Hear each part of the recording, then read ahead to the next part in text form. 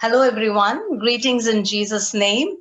It's so good to spend some time worshiping the Lord, irrespective of wherever we may be.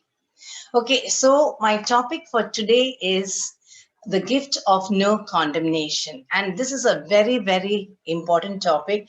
And I believe that by the time we finish this session, that the Lord would minister to each one of us. So stay till the end. Now, I don't know, I'm sure everybody knows the word condemnation, but I just thought let me define it for the sake of those who have not heard it or those who are not aware of the term condemnation. So, what is condemnation? Condemnation means to feel condemned. To feel condemned means there's a strong disapproval. Always people disapprove you of everything and anything. You're wrongly judged. In short, you often hear words of accusation and blame. Now, this is about from others. What about self condemnation? Self condemnation is equally bad. Self condemnation is equally bad. It's like we are always in self pity. We have a poor picture of ourselves. We fall into depression. It's a feeling of absolute helplessness. Now, what is the outcome of all this? The outcome of all this is we end up constantly in guilt, shame, and low self esteem. Now, the question that you have to ask yourself is not about what others think about you or what you think about yourself, but you need to ask yourself, is God still judging me? Is God still judging me? Now, we have a verse here, Deuteronomy 6:13. It says, "You shall fear the Lord your God and serve him." Now, in the Old Testament, God was looked upon as a judge. That is, when people do something wrong or they're constantly in fear. Why? Because they always looked upon God as a judge. But it is the truth. It is right because God was portrayed as a judge, and but God's mercy was available even then. How? By animal sacrifice, by the killing of animals. Whereas in the new covenant, when Jesus was in the wilderness, Satan comes to tempt Jesus, and there were three temptations that he put forth. Now, the third temptation is, all these things I will give you. He tells him, all these things I will give you if you bow down and worship me. And what does Jesus do? He quotes the same verse which is in Deuteronomy, and we see it in Matthew 4:8. It says, he replaces a fear with worship. He says, you will worship the Lord your God, and him only shall you serve. And him only shall you serve. Meaning, you no longer have to fear God as a judge, but instead look to him in worship. The Bible says, God is looking for people who will worship him in spirit and in truth. Now, when you're talking about God as a judge, I am reminded about my relationship with my father. In my younger days, I was so scared of my father. My father used to be so strict, and in a way, it is really good when parents are strict because that is why we are so disciplined, right? It is because of them. But what happened in this case, I think because I was quite timid at that time, I used to fear him so much, and years passed by. And finally, when I got married, and after I got married, on my first visit to my hometown, my husband asked me a question.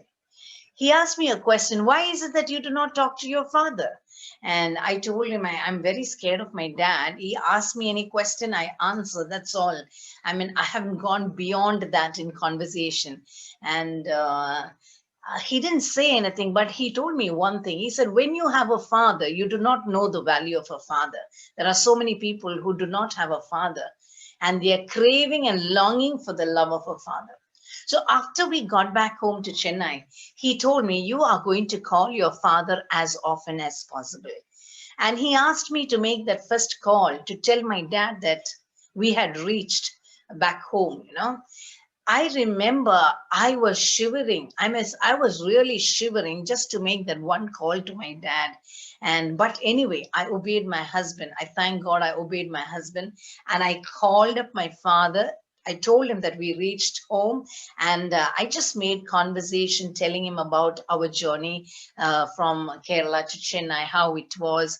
And I tell you, that broke the ice between my father and me. And since then, our relationship with my father has been so good, and there was such an intimacy between us. And I used to laugh and joke with my father, and he also slowly began to open up with me. And now, what's the problem? What's the problem with my father? No, the problem was with me, right? So, just like that, just like how our earthly father does not expect us to look at him as a judge, our God does not expect us to look at him as a judge. He wants us to look at him as a father through worship, through a reverential fear. Amen? Yes. Now, the question here is, why do we feel condemned? We need to ask ourselves, why do we feel condemned?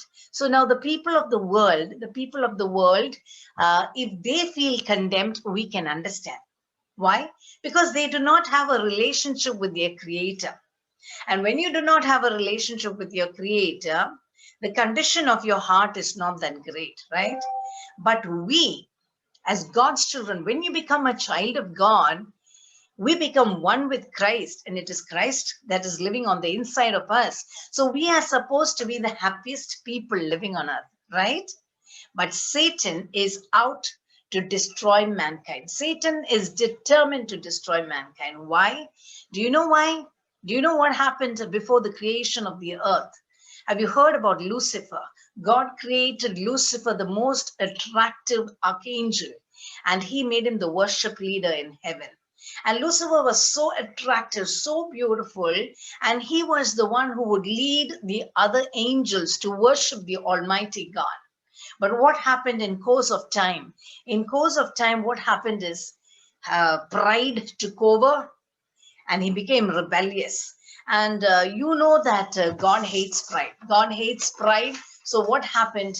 The curse came upon him. A curse came upon Lucifer, and he was thrown down to earth as he was thrown down from heaven to earth as Satan, and thus he became the God of the world. So his one purpose, he was so angry with God for what God had done, and his one purpose was to destroy mankind. And how did he destroy mankind? We know that God gave Adam and Eve the full authority over the Garden of Eden, and he told them, be fruitful and multiply. You have dominion over everything, but do not touch that one tree. Do not touch that one tree, the tree of the knowledge of good and evil, because if you eat it, you will surely die. If you eat it, you will surely die. Now, God's plan was for man to live forever. That is why he said, do not eat it. Now, here comes Satan, and he is determined to make Adam and Eve fall into sin, fall into condemnation. So he has only one weapon. Satan has only one weapon, and that is to make people feel condemned. So he goes to them and he says, did God tell you that you will die if you eat of that fruit of the tree? And he says, it is not true. You will not die, but your eyes will be opened and you will be able to distinguish good and bad. And the Bible says the woman saw that the fruit was good. She ate it and she gave it to the man. That's what happened. Adam and Eve, they disobeyed God and they lost their authority. Sin entered into their blood, and from them it got passed on, and now we have become slaves to sin, and now we are made to die. So that is why it says Satan has just one and only one weapon, to make us feel condemned. It may seem like he won because Adam's sin led to condemnation. Condemnation leads to death, and condemnation will declare to every part of our body that we are defeated. Thus, the relationship between God and man was cut off. And what does it say in Genesis 3:8? In Genesis 3:8, it says that they heard the sound of the Lord walking in the garden, and they hid from the presence of God. Why did they hide from the presence of God?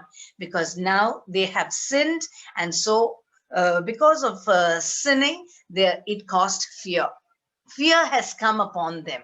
And anyway, but God could not bear to see his relationship cut off from man. So what did he do? He sent his son Jesus to shed his pure blood on the cross to wipe away all the sins of mankind. So now when you accept Jesus as your Lord and Savior, you are born again and righteous by the blood of Jesus. Amen. So what happens? We become God's chosen one. And Romans 8:33 says, now who shall bring a charge against God's elect? It is God who justifies. That means God, now that you become his child, God does not bring any charge against you. He justifies you only because of the blood of his son. And verse 34 says, who is he who can condemn you? Who is he who can condemn you? Christ who died, he is risen. He is at the right hand of God who makes intercession for us. That means the one who has the right to condemn us, he chose to die for us. And he chose to die for us, and now he's seated at the right hand of God who makes intercession for us. Amen. Yes. And so what happens now? What happens? The enemy is out. In spite of all this, the enemy is out to deceive every Christian, saying that God is judging them, punishing them for all the wrong that they have done. And so they suffer. And so they go deep into condemnation. And God does not want us to be afraid of him. God does not want us to be afraid of him. That is why he says in Romans 8:35, nothing can separate me from the love of Christ. Nothing should separate you from the love of Christ. Now, when our conscience pricks us, what happens? What happens when our conscience pricks us? We feel guilty, we feel condemned, and we should remember one thing. It is always the devil who condemns you. He leads you away from Christ, but the Holy Spirit convicts you and he leads you to repentance. He leads you to repentance. Now, I remember in the initial years after I gave my life to the Lord, when I do something wrong, I'm like, Lord, I'm so sorry. I'm so sorry. Please forgive me. Please forgive me. I would go on and on because I used to feel so condemned, until one fine day the Lord opened my eyes and he said, my child, I've already forgiven you. Come to me just the way you are. I want you to come to me just the way you are. So God showed me this beautiful picture of me standing in a waterfall. Me standing under the waterfall, and it is the blood of Jesus that is constantly falling and washing me and cleaning me. And I believe since then, that is what gave me the strength to keep my slate clean. It was that picture that gave me the strength to keep my slate clean. So actually, we don't have to strive and struggle to stop sinning.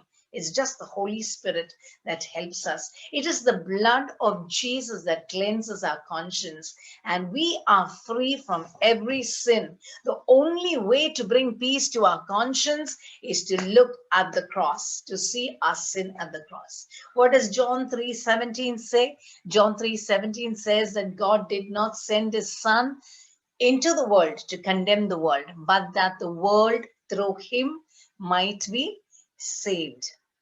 And I'm sure all of you, you have read the story in the Bible about the adulterous woman. And the title in my Bible says, The Adulteress Faces the Light of the World. The adulteress faces the light of the world. Now, when you read John chapter 8, it says that talks about how Jesus went to the Mount of Olives. When he went to the Mount of Olives, there he was teaching the people, and while he was teaching the people, the scribes and the Pharisees, they come to Jesus with a woman caught in the act of adultery, and they tell him, Master, according to the law of Moses, it is this woman has to be stoned. And what do you have to say? They were waiting for an opportunity to accuse him. And Jesus says, he who is without sin, let him throw the first stone. Let him throw the first stone. And what happened? One by one, the accusers, they dropped their stone and they walked away. Now Jesus is alone with the woman. What does he ask her? Was there no one to condemn you? Now, why did Jesus ask her a question for which he already knew the answer? The reason is he wanted her to speak words of no condemnation. So what did she say? No, Lord, there's no one. And the Lord says, neither do I condemn you. Go and sin no more. Now, what he learned here is Jesus wanted her to speak words of no condemnation. That means it is so important what are the words that come out from our mouth. What are the words that you speak to another? What are the words you speak about yourself? It is so important that you do not speak condemning words, yes. And then he says, go and sin no more. What did he give her? He gave her the gift of no condemnation.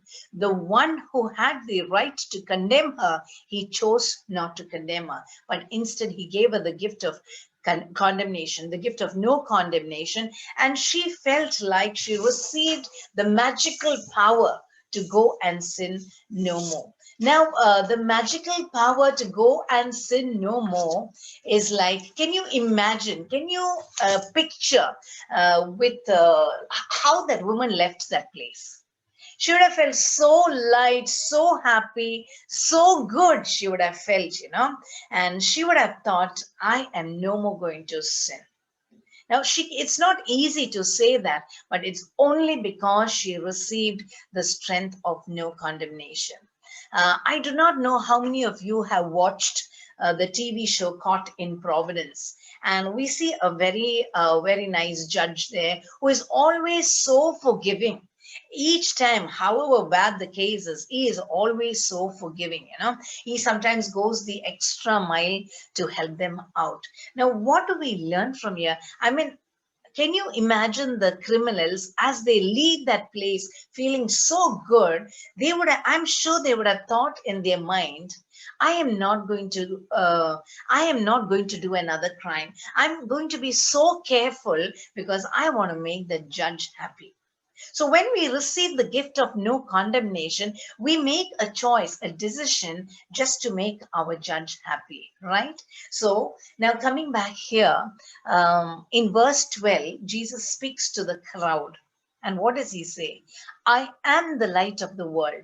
I am the light of the world. He who follows me shall not walk in darkness, but you shall have the light of life. What is he saying here? He says, when you come into the presence of God, God is not waiting to punish you for your sins. He is not waiting to expose you or shame you or condemn you. He is longing for your fellowship, and his glorious light is to show you how perfectly his blood washes away the sins. Only because of the finished and perfect work of Jesus on the cross. Amen. So now I am set free and I am forgiven. When you believe how much God loves you, and when you actually understand the price that he paid for our sins, when you believe this, I tell you, your entire life will be turned around for his glory. You no longer have to dwell on your faults and failures. As a child of God, you are redeemed by the precious blood of Jesus, and every sin has been wiped clean. You have crucified with Christ. Why? The old self is dead. Why? Because of Galatians 2:20. What does Galatians 2:20 say? It says, I have been crucified with Christ. It is no longer I who live, but it is Christ who lives on the inside of me. Amen. Yes. And now we need to be more and more Christ conscious. Now that it is Christ living on the inside of us, we need to be more and more Christ conscious, forgiveness conscious, and not self conscious. No more self conscious.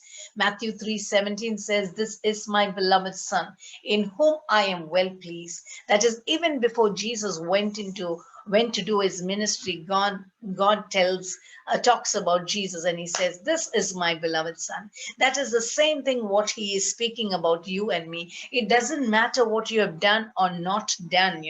He says, the moment you come into his fold, he says, here comes my beloved daughter, my beloved Son, in whom I am well pleased. So the more you realize who you are in Christ, you will walk as Christ sees you, in power and authority. Amen. And you should remember this. You get liberated from every hurt feeling. But when you live under condemnation because of your past failures, what happens? It can lead to all kinds of health and behavioral issues, And I have a word for youngsters. That is, it is so important that you be rooted and grounded in the word. Why? Now, listen. When you when you step out into an whole new world, probably after marriage, you step out, or you've taken up another career, or for further studies, you go into another new world. You go with so much of excitement. Why? Because you've achieved something. But let me tell you this: you will experience insecurity, loneliness, and even end up in condemnation. Why? Because the enemy is not going to spare you. He's not going to leave you alone. You know, I have an amazing husband and I have great in-laws. But yet when I came over to this place, through other areas and other factors, I had to go through so much of turmoil and condemnation, and during those times, we don't even know what to do about it, right? But these are moments when the enemy will whisper into your ears, you're good for nothing, you're useless, you've made the wrong choice, look at you struggling. And he tells you you're not going to get a job, and when you look into the mirror, he says, see how fat you look, you've lost all your charm. What do you do in such a situation? What do you do in such a situation? You need to shake yourself up. You need to shake yourself up and tell the enemy, I belong to Jesus. I belong to Jesus. I am a new creation in Christ. All things are passed away. All things have become new. And you need to tell the enemy, he who is in me is greater than the one that is in the world. That is why it is so important. I'm speaking to the young and the old. It is so important that we are rooted and grounded in the word. So when condemnation hits you, when the storms of life hit you, you will not be swayed away. Even if you get swayed away, you will not get uprooted. Amen. Yeah, and a note for the adults, for the grown-ups. I used to teach soft skills at colleges before the lockdown, and 75% of the students, they used to go through a low self-esteem.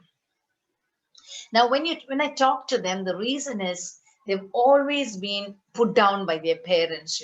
They're always, I mean, parents generally, we pronounce curses over our children the moment we see them not studying, not doing what want them to do. We just pronounce, you're good for nothing, you're useless, you will not come up in life, and that itself pulls them down.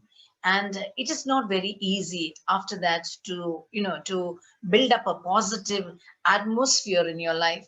So why? Because condemnation has sunk deep within him. Now, sunk deep within them. Now, I am talking from experience, okay? From what I have been through, I have noticed and I have realized that when I feel condemned, when I am full of condemnation, that is when I vomit it out on our children. That is when I tell them that, they are good for nothing and they are useless. So I said the same to the children, to my students. I told them, see, you need to understand the situation. If your parents are barking at you all the time, that means they are going through a turmoil on the inside of them.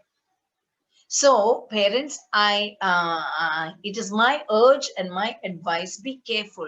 What are the words that come out of your mouth? If you're in the habit of putting down your children, if you're in the habit of putting down your spouse, then you need to do an introspection first. Get rid of all that junk that is on the inside of you.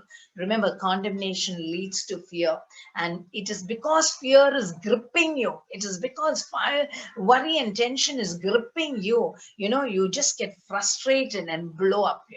So you need to believe and confess that 2 Timothy 1:7, God has not given me the spirit of fear. Fear has no hold over me.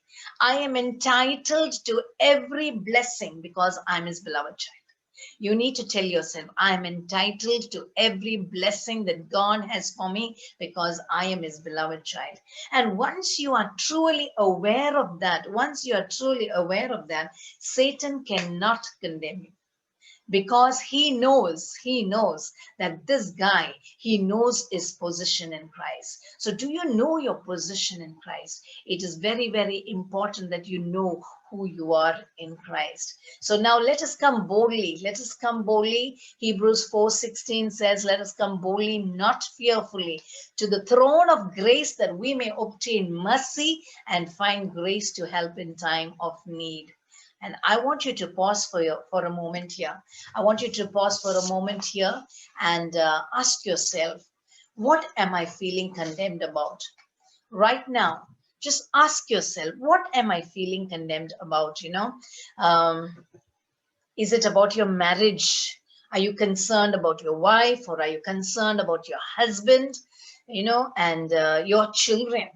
Your children are going in the wrong direction. They are so rebellious. They are not focusing on their studies. You are not able to find their life partners. They are not able to get a job. Your own financial position, you are neck deep in debt. Your health, for how long you are struggling with this health issue, and you are not able to recover and get out of it. All this is causing a lot of condemnation. But you need to remember one thing. You need to remember one thing, that a condemned heart cannot receive from the Father. A condemned heart cannot receive from the Father. So you need to make sure that I will not be condemned. I will get out of every kind of condemnation. Staying in condemnation is like a blockage in the pipe. If you have condemnation, you've blocked the blessing for the blessing to flow into the pipe. So when you are free from condemnation, you will see the power of sin is broken. When you are free from condemnation, you will see that the power of sin is broken in your life. Amen. Yes. Now, I just an hour back, while I was just reading the word, I came across this promise where God is talking about Hebrews 3:12. Hebrews 3:12, it says, beware, brethren. Is there any of you with an evil heart of unbelief in departing from the living God? What does it mean, evil heart of unbelief? Can you imagine? God calls it an evil heart of unbelief. It clearly says that unbelief is sin. So if you're going through worry and tension, anxiety, it is sin in the eyes of the Lord. Why? Because it is paining him so much. When you're worrying, when you're tensed, it hurts the Lord so much. It just clearly shows that you do not trust him. So God is telling you, God is speaking to you right now. Like, get rid of every evil heart of unbelief, and let us get rid of every kind of condemnation, and let the power of sin, let the power of unbelief be broken in our lives. Amen. And that is not the end of condemnation, and we shall continue it in our next session. Shall we pray? Thank you, Lord Jesus. Thank you, Father. Thank you, Lord Jesus. Father, I thank you so much.